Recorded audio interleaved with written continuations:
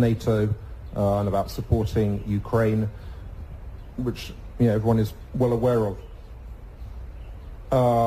If President Trump wins re-election at the end of this year, do you think that these comments about NATO and about Ukraine are a worrying sign of support for continued support for Taiwan? Do you believe that under a Trump administration that there would be continued support for Taiwan, or might there be a rollback of support? Thank you.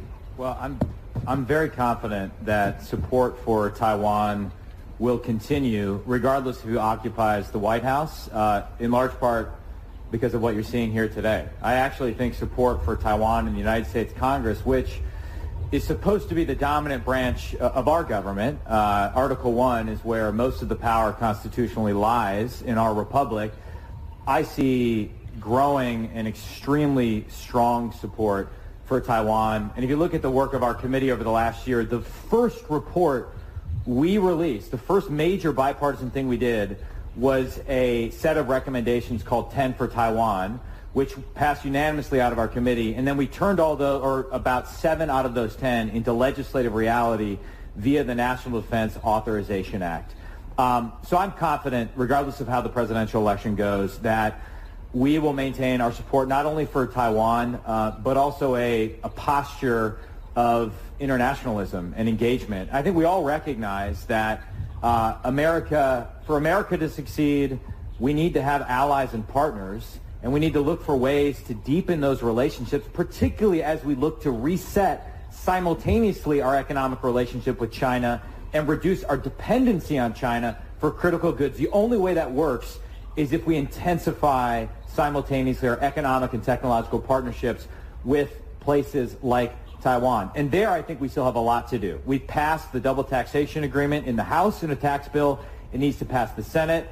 I would personally be in favor of exploring a free trade agreement with Taiwan. There's all sorts of ways where we can revitalize that economic proactive agenda. And I think it's up to Congress to step up. So that, I'll say one final note on this, and I understand why the presidential election occupies such a big place and it is a source of media speculation. We've had kind of a debate in the last few months about certain things like, what are the guardrails we should put on American investment in China? Should we adopt a stricter set of guardrails? And we get a lot of pushback from Wall Street and people in corporate America. But something I say to them is that it's actually better for Congress to step up and legislate a solution to this, even if you may disagree with it or maybe a little bit more strict than you would have come up with. Because if Congress does it, if the legislature steps up and does it, it will last far beyond a change in a presidential administration. Otherwise, we go back and forth wildly between executive orders, and that's just a recipe for chaos. So my confidence stems from the fact that on our committee, we've had a great degree of bipartisanship, and I want to make absolutely clear that I think the people of Taiwan should be confident that America stands with them, even as we sort through a very intense political season domestically. My name is Charlotte Young, and I'm with Liberty Times in Taiwan. And my question is for Mr. Gallagher. Oh, there you are. Sorry. We're seeing China's expansion in the Indo-Pacific region during countries with diplomatic ties with Taiwan. More recently, Nauru and possibly Tuvalu. What's U.S. response strategy, and how would you interpret such actions from China? Thank you. Great question. I think one thing that's come out of some of the tabletop exercises that we've done on the committee is that not only do we need to get the military investments right in the region, and I think that is the most important thing. We need to ensure that we're delivering on the foreign military sales that you've purchased, that we've approved, but have yet to be delivered. We have a $20 billion backlog. That's probably the biggest thing we can do to deter China and reduce its aggression. But we also need a coordinated economic strategy with our allies and partners, so we're not making up a response when China does something that could be labeled economic warfare. We're not trying to improvise what the sanctions response is. And so doing a lot more thinking with Taiwan, with some of our treaty allies in the region, about a coordinated allied framework to resist CCP economic coercion, I think is the direction we need to go. You mentioned Nauru. I think it's fair to say, and Mr. Moulton, actually, we were talking about this earlier. He just returned he was in Japan before this. It's critical that American legislators get to the region and express support, particularly in areas where we tend not to pay as much attention to. For example, right now in the United States, we're having a debate about renewing and appropriating money for the compact and free association states in the region. Absolutely critical that we do things like that. Developing expertise in countries like the Philippines, deep regional expertise, Indonesia, area where we know we're just going to have to stay engaged. It's my experience that attention goes a long way, and we just have to show up. We have to be here in the region, constantly signaling to our friends that we stand with them, and constantly signaling to our enemies that we won't stand by as they pursue the route of aggression. Thank you, Chairman. Eric. Hello, this is Eric from CNN. Welcome to Taiwan. And I basically have a follow-up question to what Ben asked earlier. So over the last few months, obviously there have been growing debates in the United States about continuing to fund Ukraine in its war in its defense against Russia's invasion. What would be your message of reassurance to the Taiwanese people that they shouldn't be concerned about potential U.S. commitments toward Taiwan, given the internal divisions over Ukraine? Thank you. Well, what is it that Winston Churchill said about America? We can always be counted on to do the right thing after we've exhausted all the other alternatives. So just give us some time to exhaust the alternatives, and we'll eventually get there. But at least I'll speak for myself.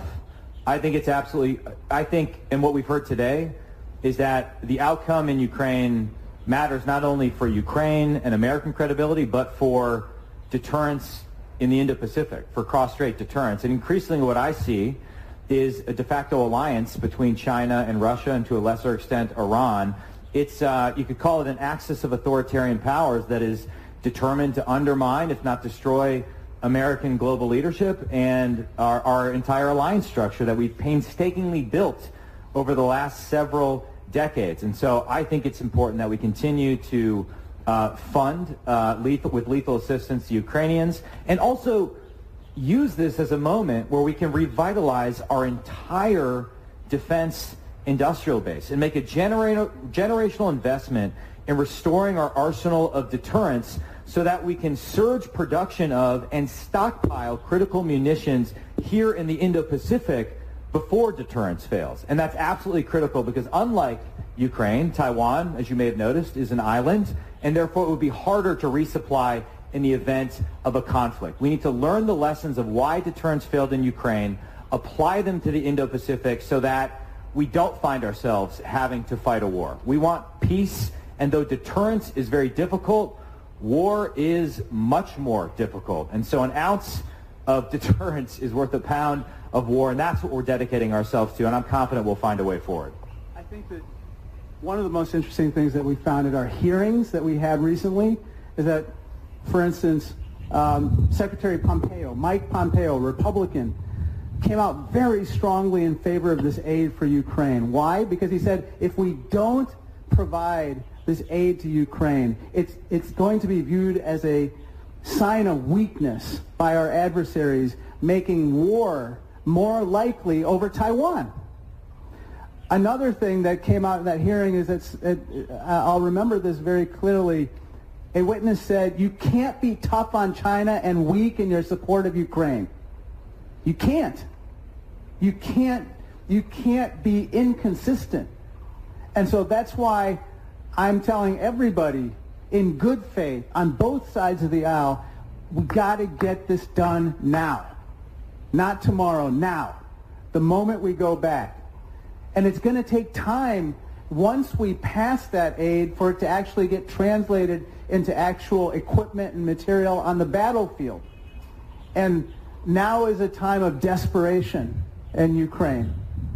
And we cannot flinch in the face of what I think is evil. We have to perform at this moment. Thank you, representatives. So the last question goes to Joe. Hi, Senator. This is Joseph from Central News Agency in Taiwan. First of all, welcome to Taiwan to the first or second time, Congressman. You have mentioned about deterrence, and the last time you visited here in 2023, you expressed concern about the backlog, about the delay of delivery of weapons to Taiwan. And now, exactly a year later, there's still the problem still there. So is there anything that the U.S. Congress can do to speed up that delivery process amid China's continued expansion? And another side note is that the last time you hear is more secretive. Is there a reason why the last time you visit is more low profile and this time more publicly? Thank you. Low profile last time. Right, he'll say something and I'll follow up, yeah. On the first part, I think the Biden administration has done a tremendous amount to try to expedite the shipment of arms and articles of self-defense to Taiwan. All that being said, we know that the defense industrial base is under tremendous stress right now, and that's why, as part of our 10 for Taiwan recommendations, one of the things that we have recommended and Chairman Gallagher has championed as a member of the House Armed Services Committee is multi-year appropriations. This is something that's the biggest no-brainer ever, and yet we're not doing it in Washington, D.C. What that means is basically allowing companies that produce, say, bullets, to know that there's going to be business or demand for those bullets over a certain number of years, as opposed to just 1 year. If it's just 1 year, they'll only make investments to make sure that enough bullets are completed that 1 year. But what we're realizing is that we need it over an extended period of time. So that's the fundamental challenge that we have. But another thing that we talked about is that we should start thinking about what we can co-produce here in Taiwan with regard to those items where perhaps you don't need a lot of intellectual property to be transferred, but you do need industrial capacity to be dedicated to it. So, for instance, 155 artillery. This is in incredibly short supply around the world. We know this in Ukraine to be the case. And Taiwan could be a potentially great partner in the production of 155 millimeter artillery. But there's so many other attritable items. These are items that we know would be required for deterrence that they can make locally, and that we don't have to worry about necessarily stressing the supply chains in other parts of the world. Mike? Well, in addition to, well, first of all, the backlog remains a huge problem, and it's something I try and raise at every opportunity, and I think it's a fixable problem, which makes it even more frustrating. Part of it has to do with the way in our system authority over foreign military sales is divided between the State Department and the Defense Department, and then in Congress between the Armed Services Committee and the House Foreign Affairs Committee. It creates jurisdictional issues and oversight issues, but the ranking member is absolutely correct. In my opinion, the single best thing we can do is provide multi-year appropriation for critical munition, which allows these companies to move from minimum sustaining rates of production to maximum production rates and invest in workforce, in facilitization, and everything you need to go to 240 long-range anti-ship missiles a year, and you can list the other systems.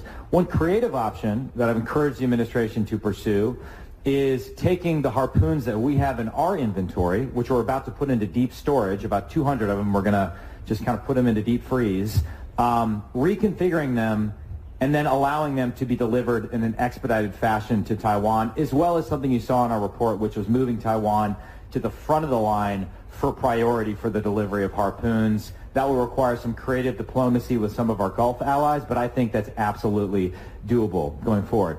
As for the nature of the visit being more high profile than last time, I mean, I was by myself last time, and so I just, and I think you had a high-profile visitor from the Defense Department at the time who stole all of my thunder and got all the news headlines, which was fine.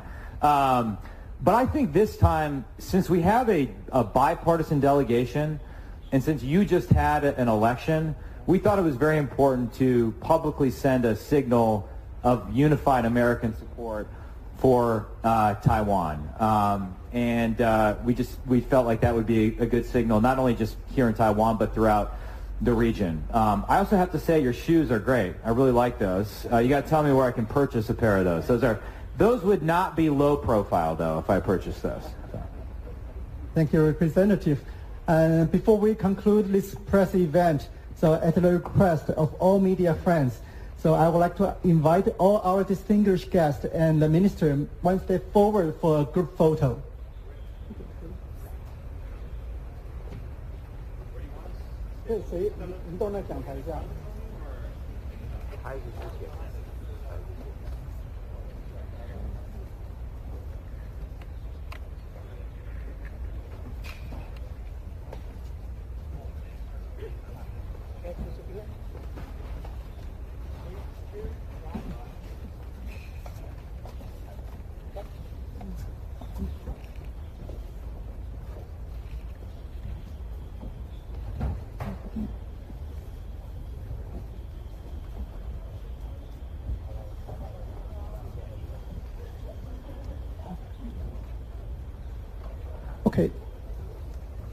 Okay, let me thank once again for the delegation for traveling from afar to be with us today. I also like to thank all media friends for attending this event. Thank you very much and wish everyone a good day.